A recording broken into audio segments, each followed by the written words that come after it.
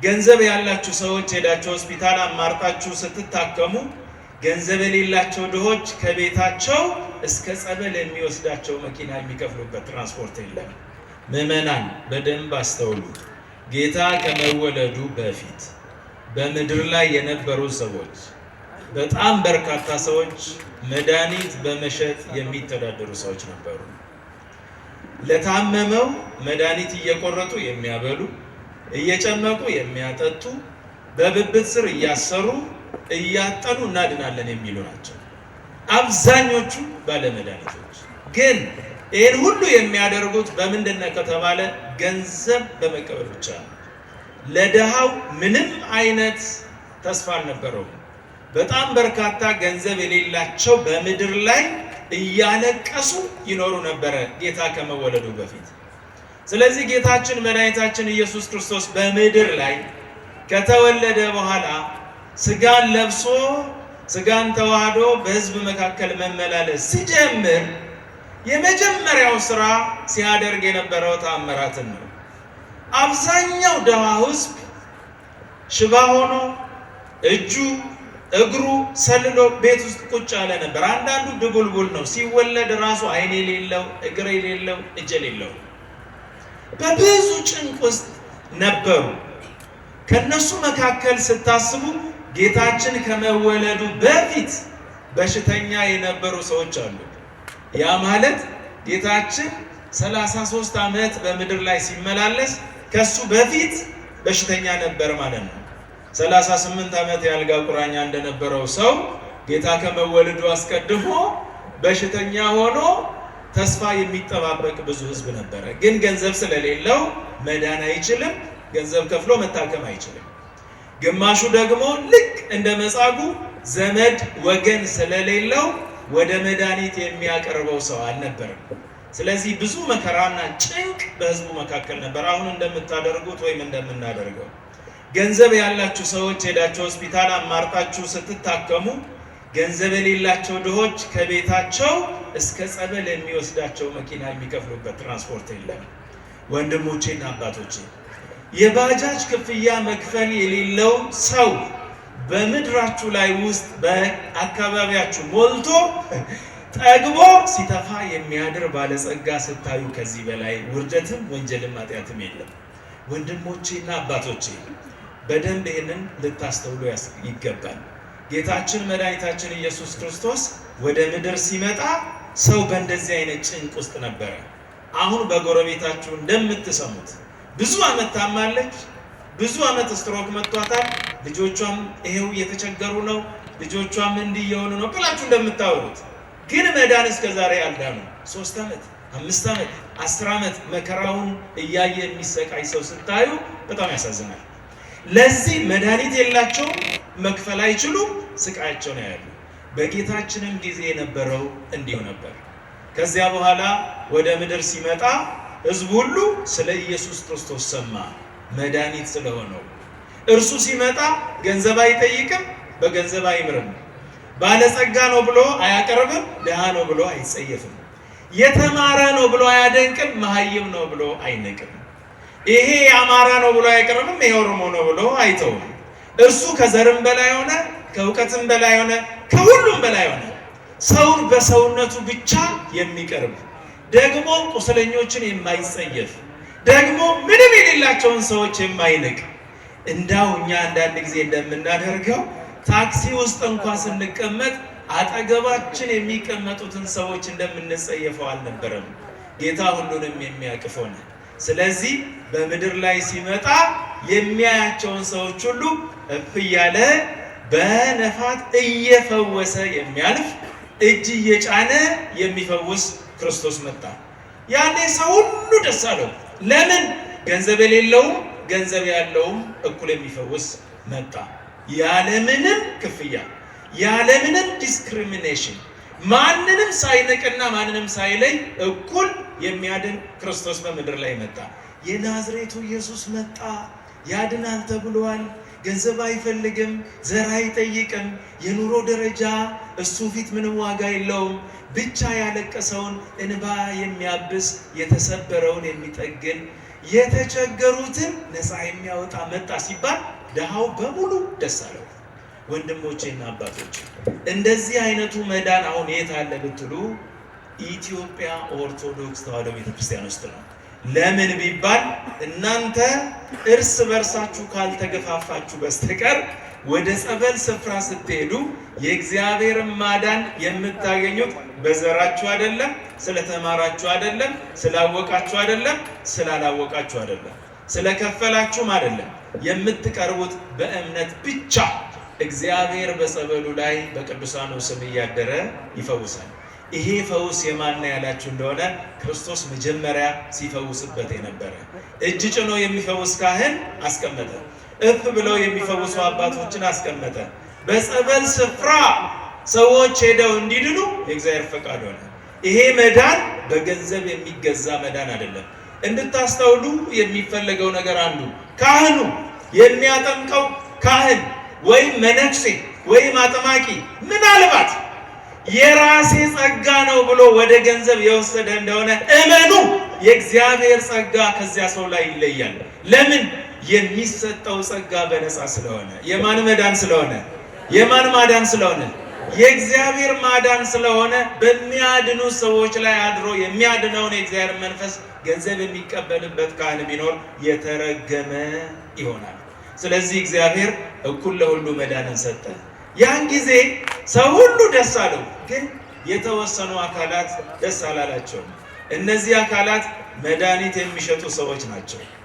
መድኃኒት የሚሸጡ መድኃኒት የሚያከፋፍሉ ሰዎች ቅር አላቸው። ለምን? በነፃ የሚያድን ስለመጣ። ያኔ ገንዘብ እንኳ ቢቀበሉ ክርስቶስ የሚያድነው የነበረው ግን በመድኃኒት ብቻ የሚዳን በሽታ አልነበረም።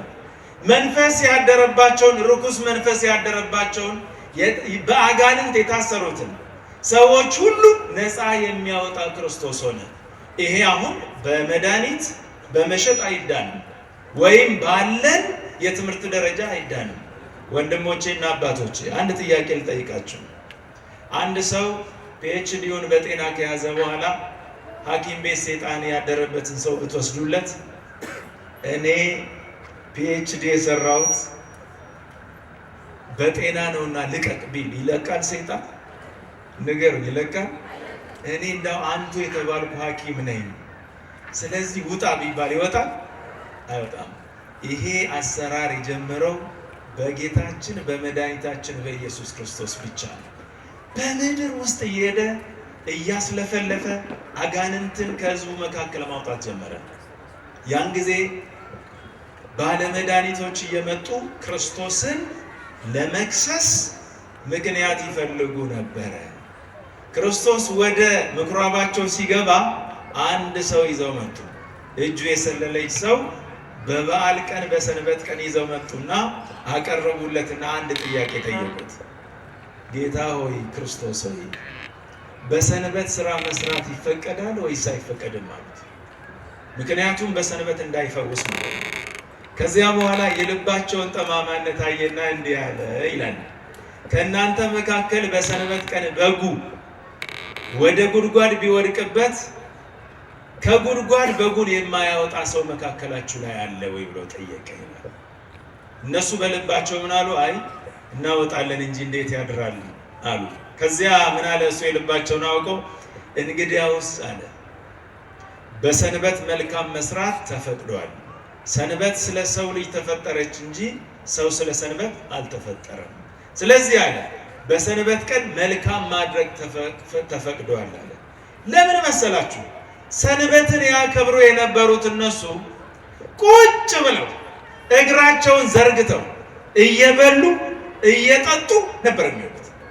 ከዚያ በኋላ ማታ ላይ ልክ አሁን ብዙ ወጣቶች እንደምናደርገው ማለት ነው። ወንድሞቼና አባቶቼ አስተውሉ። ጥምቀትን እያከበራችሁ ማታ አብዛኛው ሰው ሰክሯል። በመንገድ ላይ ስታዩ ወዳድቋል። እንዴት ነው ሲባል ጠዋት ብትጠይቁት ልዩ ጥምቀት በዓል አከበረን ይላል። ይሄን አይነት አከባበር ነበር እናከብራለን ብለው ሲመጻደቁ የነበሩት። ቁጭ ብለው እየበሉ እየጠጡ እየሰከሩ እየዘመቱ ነበር የሚያከብሩ የነበሩት። ወንድሞቼ እና አባቶቼ የእግዚአብሔርን በዓል እያከበረን የሰይጣንን ዘፈን እንዳንዘፍን ልንጠነቀቅ ያስፈልጋል አባቶቼ። እግዚአብሔር በዚህ የሚደሰት እንዳይመስላችሁ እና ኢሳን ጋፈተን ጎፍታ ኢየሱስ ክርስቶስ ፍንዱረ ዳባተንና ጋፈተን ሆጂ ጋሪ ሆጀቹን የሮ ጉያ አያና ኤቢፈማዳ ዮካንስ ኤየመማዳ ጀዴ ዱበቴ ጀዳ ኢሳን ገሩሳን ዴብሰኒና ዱብሰን ኢሳን ዱፈኒና ጎፍታ ኢየሱስ ክርስቶስ ጋፈተን አከስ ጀደኒ ጋፈተን ያ ጎፍታ ጉያ ሰንበታ ሆጂ ሆጀቹን እንደንዳማ ኤደኒ ጋፈተኔ ጎፍታን ኢየሱስ ክርስቶስ ዋይ ሚጭራመ ልቡ ሳኒ ለጴ ሳኒ ላሉዳን አከስ ጀዴ ዱበቴ ጀደሚ በረፈመ ማል ጀዴ ኢሳን የሮ ከነ ያደን ኢሳ ይመና ዳፏንቴ ዳፍ አከስ ጀዴ ዱበቴ isin keessa namni hoolaa qabu hoolaan isaa guyyaa ayyaana onna deemtee boolla keessatti kufte namni guyyaa ayyaanaati keessa bulu jedhee dhiisee bulchu jira moo hin baafata jedhee gaafannaan lakkisaa namni kanachi keessatti hoolaa dhiisee bulchu hin jiru hin baafata jedhanii of keessatti yaadan yommus gooftaan Yesuus Kiristoos akkas jedhee dubbatee jechaadha. Egaa hoo guyyaa ayyaanaa waan gaarii hojjechuun eeyyamamaadha. Isaan maaliif kana gaafatan hin naayettan namoonni guyyaa ayyaanaa kabajan yeroo sana nyaachaa dhugaa machaa eja ayyaana kabaju turan jechaadha. ዛሬም የምናደርገው አብዛኞቻችን ይሄን ነው የምናደርገው። ስለዚህ ልንጠነቀቅ ያስፈልጋል አባቶቼ። ከዚያ በኋላ እጁን ዘርጋለው እጁን ዘረጋ ይላል። ከዚያ በኋላ እጁ ዳነችለት ይላል። ወንድሞቼና አባቶቼ በጣም በርካታ ሰዎች እጃቸው የሰለለ እግራቸው የሰለለ ደግሞ በጓደኞቻቸውና በጎረቤቶቻቸው የተነሳ መድኃኒት የጠጡ ሰዎች ሆዳቸው ተነፍቶ መከራቸውን የሚያዩ ሄደው የማርያምን ጸበል ገና ሲጠጡ ካፋቸው እንቁራሪትና እባብ የሚወጣላቸው በአንድ ብርጭቆ ጸበል ሕይወታቸው እንደገና የሚመለስላቸውን ሰዎች ስታዩ ይሄ መዳን ከማን የተሰጠ ነው ያላችሁ እንደሆነ የማን መዳን ነው? የማን ማዳን ነው? የእግዚአብሔር ማዳን ነው። ክብር ምስጋና ለእግዚአብሔር ይሁን። ወንድሞችና አባቶች በደንብ አዳምጡ። ይሄ ቀልድ አይደለም። ያለንበት ሃይማኖታችን ቀልድ ስለማናውቀው ስላልተረዳ ነው ስላላመን ነው በስነ ስርዓት ስለማንጓዝ ለእግዚአብሔር ምቾች ስለማንሆን ብዙ ጊዜ ያለ እግዚአብሔር ስለምንጓዝ ነጠላ እንለብሳለን፣ ከረባት እናስራለን፣ ውስጣችን እባብ የመሰለ ከረባቱን የመሰለ እባብ ይኖራል። አባቶቼና እናቶቼ ለእግዚአብሔር ምቾች ስላልሆንን በሕይወታችን ሙሉ ትዕቢተኞች ስለሆንን እግዚአብሔር ከኛ ጋራ ሊሰራ የሚገባውን ምሕረት ከእግዚአብሔር ልናገኝ የሚገባውን ጸጋ እናጣለን። ወንድሞቼና አባቶቼ በዚያን ዘመን የነበሩ ሰዎች እንባቸውን የሚጠርግላቸው ሰው ሲመጣ ወደ ክርስቶስ መጥተው መዳን ጀመሩ። ከዚያስ ሰይጣን ያደረበትን ሰው አገኘ ይላል። ሰይጣን ያደረበትን ሰው ሲያገኝ ሰይጣንን እያስለፈለፈ ከሰውየው ላይ ሲያስወጣ በጣም ብዙ ባለ መድኃኒቶች ስለከፋቸው የገቢ መገኛ መስመራቸው ስለተቋረጠ መዳን እንደ ቀልድ ስለመጣ ያለምንም ልዩነት ሰው መዳን ስለጀመረ ህዝቡ መሃል ሄዱና እንዲህ ብለው ተናገሩ። ይሄ ሰው ሰይጣንን የሚያወጣው አሉ በእግዚአብሔር መንፈስ ሳይሆን ሰይጣንን በሰይጣን ያወጣል ወይም በሰይጣን ኃይል ሰይጣንን ያወጣል ብለው ማንሾካሾክ ጀመሩ ይላል። ከዚያ በኋላ ሰማና ጌታ እንዲህ አለ፣ እንግዲያውስ አለ እኔ ሰይጣንን በሰይጣን የማወጣ ከሆነ አለ የሰይጣን መንግስት እርስ በርሷ ተከፋፈለች ማለት ነው አለ። ስለዚህ እርስ በርሷ የምትከፋፈል መንግስት እርሷ ምን ትሆናለች አለ? ትጠፋለች አለ። በሉ እስቲ እርስ በርሷ የምትለያይ መንግስት እርሷ ትጠፋለች። በቃ ወንድሞቼና አባቶች የምትጠፉት ኦሮሞና አማራ ተባብላችሁ፣ ቤኒሻንጉልና ደቡብ ተባብላችሁ፣ ትግሬና ኦሮሞ ተባብላችሁ የተለያያችሁ ቀን ትጠፋላችሁ። ምክንያቱም መጽሐፍ የሚናገረው እሱ ነው። ሞኞች እንዳትሆኑ አባቶቼና እናቶቼ፣ መከፋፈል የእግዚአብሔር መንፈስ ሊሆን አይችልም በምንም መልኩ። የተማረና ድሃ ብላችሁ የተለያያችሁ ቀን ትጠፋላችሁ። ባለጸጋና ድሃ፣ የተማረና ያልተማረ ማይም ብላችሁ እርስ በራሳችሁ የተቧደናችሁ ቀን እመኑ እግዚአብሔር ያጠፋችኋል። ይሄ እንዳይሆን እግዚአብሔር ይጠብቀን። ወንድሞቼና አባቶቼ እርስ በርሷ የምትለያይ መንግስት እርሷ ትጠፋለች አለ። እውነት ነው። ስለዚህ ምን አለ? እንግዲያውስ የሰይጣን መንግስት ከተከፋፈለ ይጠፋል። እንዴት አድርጎ ሊቆም ይችላል? የሰይጣን መንግስት እንደሱ ከሆነ ይጠፋል። ነገር ግን አለ እኔ አንድ ነገር ልንገራችሁ አለ። ጌታ ነው የሚናገረው። ልጆቻችሁ የገዛ ልጆቻችሁ ምስክር ይሆኑባችኋል አለ። ለምን መሰላችሁ? 12 ሐዋርያትን ከሕዝቡ መካከል መርጦ ነበረ። እነሱን ከመረጠ በኋላ ወንጌልን ካስተማራቸው በኋላ የማዳንን ጸጋ በእነሱ ላይ ካደረገ በኋላ ሂዱ አሕዛብን ሁሉ ወንጌል እንዲሰብኩ ንገሯቸው፣ ወንጌልን ስበኳቸው። ደግሞ ማለት በአሕዛብ መካከል ያለውን በልባቸው ያደረውን ጋኔን በሙሉ አውጡላቸው ካለ በኋላ እንዲህ ነው ያለው፣ እናንተም ደግሞ ስትሄዱ ሕዝቡን በሙሉ በአብ በወልድ በመንፈስ ቅዱስ ስም አጥምቁ፣ ደግሞም ሰይጣንን አባሩ አለ።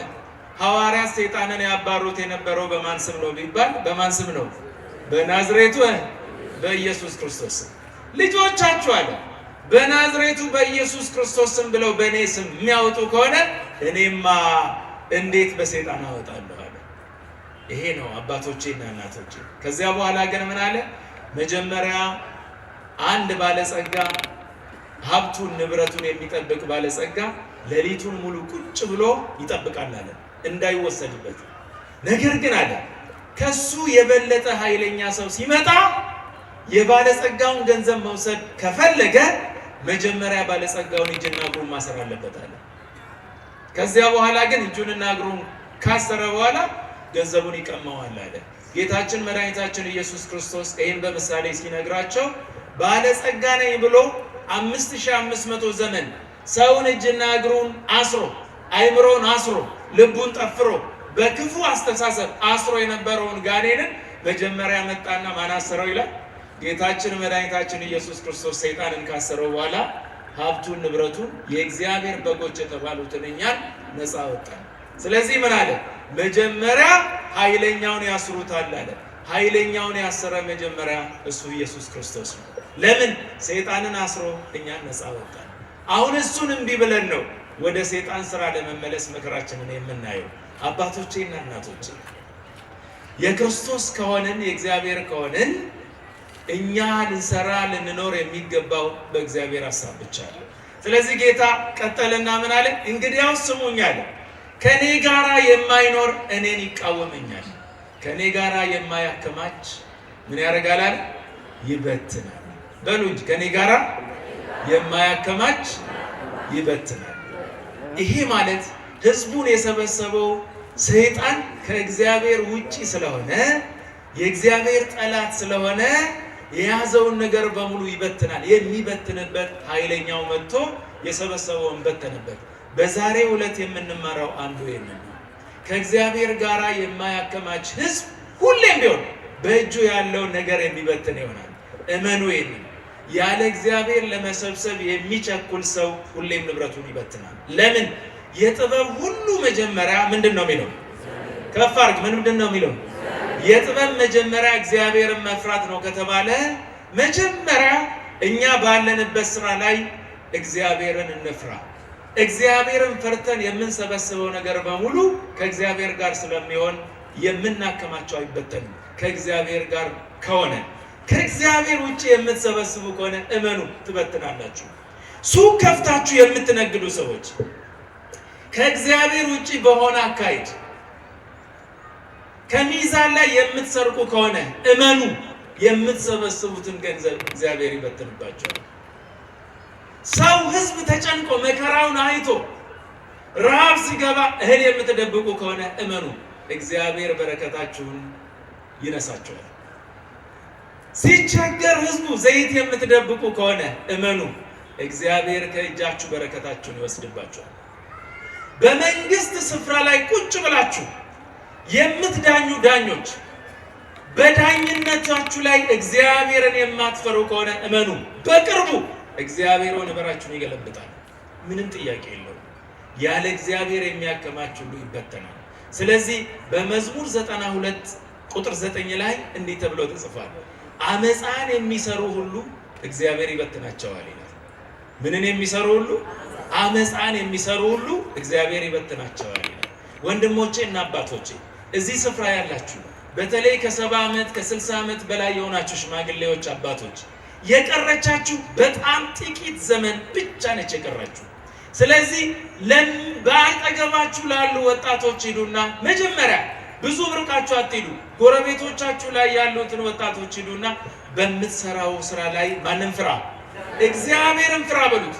እግዚአብሔርን የሚፈራ ትውልድ ሁሌም የሚባረክ ይሆናል። እንዴት እግዚአብሔርን ሳትፈራ በረከትን ትፈልጋለህ? እንዴት በሰራው ስራ ላይ ሳትታመን እግዚአብሔርን ስጠኝ ብለህ ትለምነዋለህ? መጽሐፍ የሚናገረው ይሄ ነው። በዛሬው ዕለት የምናነበው አንዱ በኦሪት ዘፍጥረት ምዕራፍ 11 ላይ እሱን ነው የምናነበው። በኖህ ዘመን ሰዎች አመፅን በእግዚአብሔር ላይ ከሰሩ በኋላ ከሰማይ እሳት ወረደ፣ ፍል ውሃ ወረደ፣ ከምድር ፈለቀ፣ ሰው ሁሉ አለቀ። 8 ነፍሳት ብቻ ሲድኑ ከአራዊትና ከእንስሳት ውጪ 8 ሰዎች ብቻ ናቸው የዳኑት። በኖህ ዘመን የነበሩ ሰዎች ከዳኑ በኋላ ኖህ ከዚያ በኋላ ከፍል ውሃ ከወጣ በኋላ እግዚአብሔር ባረካቸው ይላል። የመጀመሪያውን በረከት ነበር እንደገና ለአዳምና ለሔዋን የሰጠውን በረከት ነበር እንደገና ይባረካቸው። ብሩካን ሁኑ ብዙ ተባዙ ምድርን ምሯት ተብሎ ሁለተኛ ጊዜ የተነገረው ለነዚህ ህዝቦች ነበር። ህዝቡ እየበዛ ሲመጣ ግን አንድ ስፍራ ስለጠበበን ብለው ማሰብ ጀመሩ። ስለዚህ እንዳው ሰፋ አድርገን ሀገሪቱን ብንይዝ አሉና ወደ ምስራቅ መሄድ ጀመሩ ይላል። ከዚያስ ሰናዖር የሚባል ከፍተኛ ሰፊ የሆነ ሜዳ አገኙ። እዚያ ሜዳ ላይ ወደዚህ ስፍራ ሲሄዱ የአባቶቻቸውን አጥንት አገኙ ነው የሚለው። ከዚህ በፊት በፍል ውሃ ተቃጥለው አልቀው የነበሩትን ህዝቦች የወጣቱን፣ የህፃኑን፣ የሽማግሌውን፣ የህዝቡን አጥንት ሜዳ ላይ አዩ። ምንድን ነው ይሄ ሁሉ ሰው እንዴት ሆኖ ነው ያለቀው ብለው መጠየቅ ጀመሩ። ይሄንን በጣም በሚያሳዝን ሁኔታ ስትሰሙት አባቶቻችሁን እግዚአብሔር የሚባል አምላክ ጨርሶባችሁ ነው ተብሎ ነው የተነገራቸው። ይሄ ሁሉ ህዝብ ያለቀው እንዴት ነው? እግዚአብሔር ጨርሷቸው ነው። የት ነው ያለው እግዚአብሔር? በሰማይ ነው ያለው።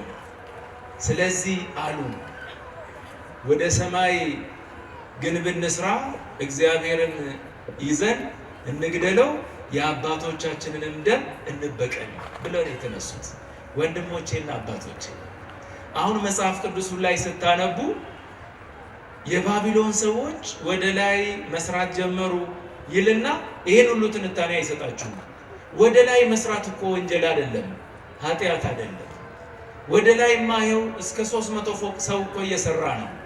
ስራው አይደለም ችግሩ፣ የስራው ዓላማ ነው በጣም ችግሩ። እነሱ ለምንድን ነው ያንን ሊሰሩ የፈለጉት ሲባል ለሁለት ነገር ነው። አንደኛው በምድር ላይ ከተበተን በኋላ ስማችን እንዲጠራ ስማችን እንዳይጠፋ ሐውልትና ቁም ነው። ሁለተኛውና መሰሪ የነበረው ሐሳብ ግን አባቶቻችንን የገደለብንን የጨረሰብንን እግዚአብሔርን በሰማይ አግኝተን እንግደለው ብለው ነበር የጀመሩት ይላል መጽሐፍ ቅዱስ። እንደሚናገረው አባቶቻችን እንደተነተኑት እግዚአብሔር ይላል በሰማይ ሆኖ ወደ ምድር እያየ ሕፃናት፣ በተለይ ኢትዮጵያውያን ሕፃናት በደንብ ታውቃላችሁ። ጠዋት ሕፃናት 2 ሰዓት ሲሆን ደጅ ላይ ይወጡና ወንድ ከሆነ ቤት መስራት ይጀምራል። ሴት ከሆነች ቡና ወጥ ልስራ ብላ ሕፃናት ማለት ነው መሬት ላይ በጭቃ እየተፈጠፉ ይውላሉ። ማታ ሲደርስ ሲመሽ በቃ ወደ ቤት እንግባ ይሉና ወንዶቹም የሰሩትን ቤት ይበታተናሉ፣ ሴቶቹም የሰሩትን ጀበና እየሰባበሩ ወደ ቤታቸው ይገባሉ። ምን ተብሎ ተጻፈ መሰላችሁ? እግዚአብሔር ይላል የሕፃናትን ስራ እንደሚሰሩ በሰማይ ሆኖ ወደ ምድር እያያቸው ሕፃናት ዕቃ እንደሚጫወቱ አይነት ቆጥሮ ይስቅባቸው ይሳለቅባቸው ነበር ይላል። ይሄን ሁሉ ሲሰሩ የዋሉት በዛ ነው። ብዙ ዓመት ነው እንግዲህ የሰሩት። ተመልከቱ፣ በአንድ ቀን አይደለም የሰሩት። በጣም ብዙ ዓመት ነው እየሰሩ የነበሩት። ይሄንን ሲሰሩ ሰማይ ደርሰው ማንን ሊገሉ? በልጅ ማንን ሊገሉ? እግዚአብሔርን ሰማይ ደርሰው ሊገሉ ማለት ነው። ይሄንን እየሞከሩ ነበረ። እኛ አለን አይደለም ወይ? በእግዚአብሔር አምሳል የተፈጠረውን ሰው እዚህ እየገደልን በእሳት የምናቃጥለው እኛ አለን አይደለም? የሰናዖርን ግንብ የሰሩ ሰዎች ምንድን ነው የሰሩት? የሰናዖርን ግንብ የሰሩ ሰዎች እኮ እኛ የሰራነውን ያህል እንኳ አልሰሩም። ምን ለምናገር ከሆነ አማርኛና ኦሮምኛ እየተናገረ አይደለም ወይ? ወንድም ወንድሙን ገሎ እያረደ በእሳት እየጠበሰ በሞባይል እየቀረጸ የታባቱ እያለ የሚናገር ከዚህ በላይ እኮ አልነበረም እነሱ የሰሩት። እግዚአብሔር በሰማይ ሆኖ የሚሰሩትን ስራ አየና ተሳለቀባቸው ይላል። ከዚያ በኋላስ ኑ እነዚህ ሰዎች በሙሉ አንድ ቋንቋ ያወራሉ። ስለዚህ በአንድ ቋንቋ ስለሚያወሩ ይግባባሉ። የሚያግዳቸው ነገር የለም። የሚፈልጉትን ነገር በሙሉ ይሰራሉ። ለምን? አንድ ቋንቋ ስለሚነጋገሩ። ስለዚህ እግዚአብሔር ምን አለ? እንውረድ፣ ቋንቋቸውን እንደባልቀው፣ ከዚያ በኋላ ስራቸውን እንበትነዋለን። ስለዚህ አመፅን የሚሰሩ ሰዎች ሁሉ ይበተናሉ የተባለው አባቶቼና እናቶቼ፣ ቋንቋችን የተለያየ ጊዜ ነው እኛ የምንበተነው። የትኛው ቋንቋ? ዛሬ የተበተነው ቋንቋ በአዲስ ኪዳን ሄደው እንደገና ቤተክርስቲያንን ሰርቷል። ዓላማው ነው ክፉ የነበረው። በዛሬው ቀን አንድ ቋንቋ ብቻ ይነጋገር የነበረ ሰው ከኃጢአቱ የተነሳ ከበደሉ የተነሳ ብዙ ቋንቋ ሆነ፣ ተጨፋጨፈ፣ ተጋደለ። በአዲስ ኪዳን ግን በጌታችን በመድኃኒታችን በኢየሱስ ክርስቶስ ዘመን ደግሞ ያ ብዙ ቋንቋ እንደገና ቤተክርስቲያንን መሰረተ። የቋንቋ መብዛትና ማጠር ሳይሆን እኛ የምናስበው ሐሳባችን ነው ከእግዚአብሔር የሚለየን። ወንድሞቼና አባቶቼ፣ በዚህ ዓለም ላይ አንድ ቋንቋ እያወራን ግን የማንግባባ ሰዎች ብዙ ነን። ለምን? የእግዚአብሔር ጸጋ ከመካከላችን ሲወጣ በምናወራው ቋንቋ እንኳ አንድ መሆን አንችልም። አባቶቼና እናቶቼ፣ ሰው አንድ መሆን የሚችለው በእግዚአብሔር ጸጋ እንጂ በቋንቋ አይደለም። ቋንቋ አንድ ክርስቲያን ከቋንቋ በላይ ነው። ከሞታችሁ በኋላ ወይም ደግሞ ቅዱስ የተባለው ስፍራ ከደረሳችሁ በኋላ ሳትነጋገሩ በሐሳብ ትግባባላችሁ። እግዚአብሔርን በአማርኛም ሳይሆን በኦሮምኛም ሳይሆን በአይምሮ ብቻ ብትነግሩት ይሰማል አይሰማም? ስለዚህ ክርስቲያን ከቋንቋ በላይ ነው። ስለዚህ ወንድሞቼና አባቶቼ እግዚአብሔር ቋንቋቸውን ደበላለቀ ይላል። ለምን ሲባል አስተሳሰባቸው ከእግዚአብሔር የራቀ ስለሆነ፣ ያለ እግዚአብሔር የጀመሩት ያ ግንብ ተመልሶ እነሱ ላይ እስከ መውደቅ ደረሰ። አባቶቼ እናቶቼ፣ እናንተ ያለ እግዚአብሔር የምትጀምሩት ግንብ እመኑ የምትኖሩበት እንዳይመስላችሁ። ብዙ ሰው እግዚአብሔርን ቤት ስራልኝ ብሎ ይለምናል። እግዚአብሔር ቤት ሲሰራለት ግን የልጆቹን መኝታ፣ የራሱን መኝታ፣ የእንግዳ መኝታ፣ ኪችን እያለ ሲቆራረስ የጸሎት ቤት ግን እዚያ ስፍራ ላይ ይሰራል። ስለዚህ እግዚአብሔር መግቢያ ቦታ የለውም። ወንድሞቼና አባቶቼ፣ እግዚአብሔርን ለምኖ ቤት ይሰራል፣ ሰካራሞችን ጠርቶ ያስመርቃል። ይሄ ሊሆን አይችልም። የእግዚአብሔር ሐሳብ ከኛ ከመካከላችን የወጣ ቀን እመኑ የእግዚአብሔር ጸጋ ከኛ ይለያል። እንዲህ እንዳይሆን ልንጠነቀቅ ያስፈልጋል። የእግዚአብሔር ሐሳብ ከኛ ጋር ከሆነ የምንሰራውን ፎቅ ያስጨርሰናል። ነገር ግን ሰውን ልናጠፋበት ከሆነ አስቀድሞ እንጠፋለን እንጂ የእግዚአብሔር ሐሳብ ከኛ ጋር አይሆንም። ስለዚህ ምን አለ? ያለኔ የሚያከማች ምን ያደርጋል? ከፍ አድርገው። ያለኔ የሚያከማች ይበትናል። ያለ እግዚአብሔር የሚያከማች ይበትናል። ልጆቻችሁ ያለ እግዚአብሔር የምትሰበስቡ ከሆነ እመኑ ትበትናላችሁ። የገዛ ልጆቻችሁ የሚበሉትን ምግብ ስትመርጡላቸው የሚማሩትን የእግዚአብሔርን ቃል አትመርጡላቸው። ስለዚህ እመኑ የእግዚአብሔርን ቃል የማይሰሙ ከሆነ እድል ያላቸው አንድ እድል ብቻ ነው። ሰው በምድር ላይ ሁለት እድል ነው ያለው፣ ወይ እግዚአብሔርን መስማት ነው፣ ወይ ሰይጣንን መስማት ነው። እግዚአብሔርን የሚሰማ ከሆነ ይባረካል፣ ሰይጣንን የሚሰማ ከሆነ ግን ይረገማል። ምንም ጥያቄ የለውም። ስለዚህ ሰይጣንን እየሰሙ የሚያድጉ ልጆች ናቸው በ18 ዓመታቸው የ60 ዓመት አሮጊት ደፍረው በሚዲያ ላይ የሚነገረው። ሰይጣንን እየሰማ የሚያድግ ወጣት ነው በ20 ዓመቱ የ80 ዓመት ሽማግሌ የሚረግጠው። እግዚአብሔርን የሚሰማ እንደሱ አይደለም። ወንድሞቼና አባቶቼ እግዚአብሔርን እንዲሰሙ ለልጆቻችሁ ድል ካልሰጣችሁ እመኑ ዘንዶ ቤታችሁ ውስጥ እንደምታሳድጉ ቁጠሩ። ሲያድጉ የሚገርሏችሁ የሚነድፏችሁ ይሆናል። ስለዚህ በጣም በርካታ አባቶችና እናቶችን ስታዩ በምን ቀን ልጅ ወለድኩ ብለው በመከራ በጭንቅ ይኖራሉ ቤታቸው ውስጥ። አባቶች ሽማግሌዎች ይሄ ልጅ ይገለኛል ብለው በልጃቸው ይሰጋሉ። ለምን? ከእግዚአብሔር ጋር ልጆቻቸውን ስላልሰበሰቡ። ወንድሞቼና አባቶቼ ልጆቻችሁን ከእግዚአብሔር ጋር ሰብስቡ፣ ያለበለዚያ የእናንተ ልጆች አይሆኑ። ለእናንተ የማይታዘዙ ልጆችን ቤት ውስጥ ማሳደግ ሕይወት አልባ መሆን ማለት ነው። እና ijoollee keessan mana keessatti guddistan waaqayyo wajjin guddisuu dhabaannaan ijoolleen keessan miti jecha. Sagalee waaqayyo itti barsiisaa guddisuu dhabaannaan ijoolleen keessan biyya lafarraa jiraattu callaa lama qofa qabu. Inni tokko sagalee waaqayyo yoo garuu waaqayyoon dhagaa guddatan biyyaafis eebba isiniifis immoo kabaju guddaadha jecha. Kanaaf namni ijoollee isaa sagalee waaqayyootiin hin guddifne ijoolleen isaa innaa guddattu amma sireerra abbaan ciisee innaa jiru jaarsi kun hin du'u jettee yaaddi jecha.